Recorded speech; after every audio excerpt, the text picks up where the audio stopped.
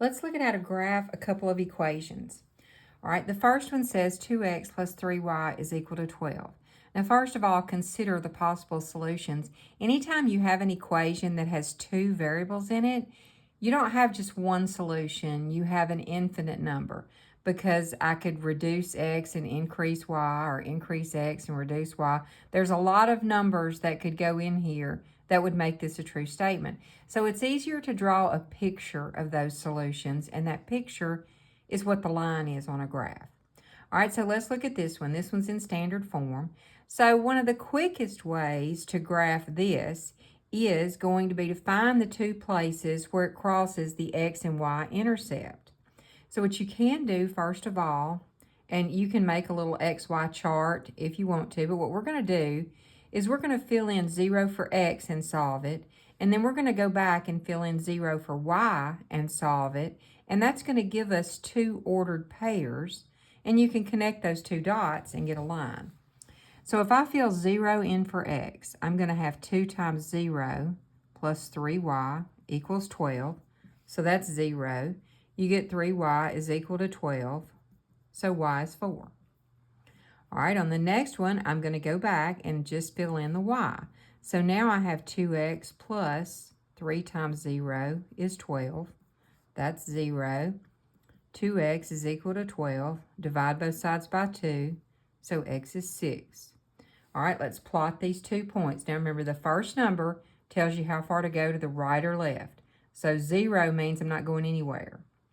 The second number tells you how far to go up or down. So I'm going to go up 4. 1, 2, 3, 4. All right, this ordered pair tells me to go 6 to the right. 1, 2, 3, 4, 5, 6. And 0 means I'm not going to go up or down. So here's my x-intercept and my y-intercept. Now when I connect those dots, that's my line. Okay?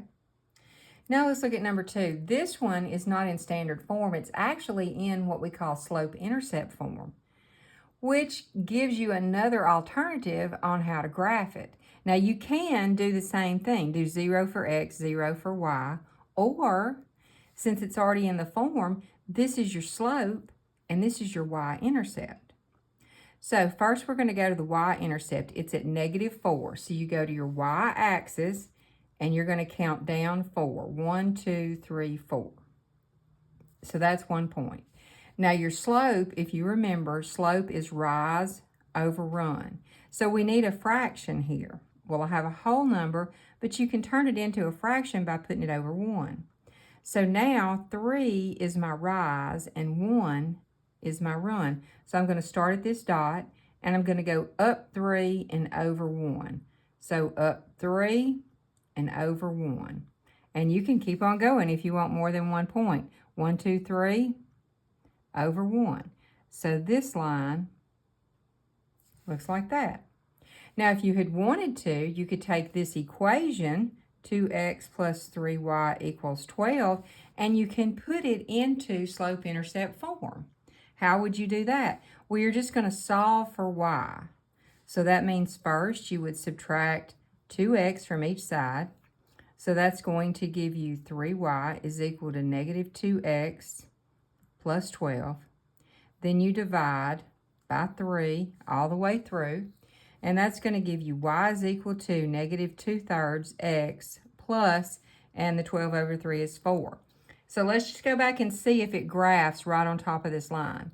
Well, if my y-intercept is at +4, I would go up here. 1, 2, 3, 4. Now see, that's the same point that I already had. All right, a slope of -2/3 means I'm going to rise -2, which means go down, and then go over +3. So I would go to this point and go down 2, 1, 2, 3. And see, you get a point right on that line. So either way works.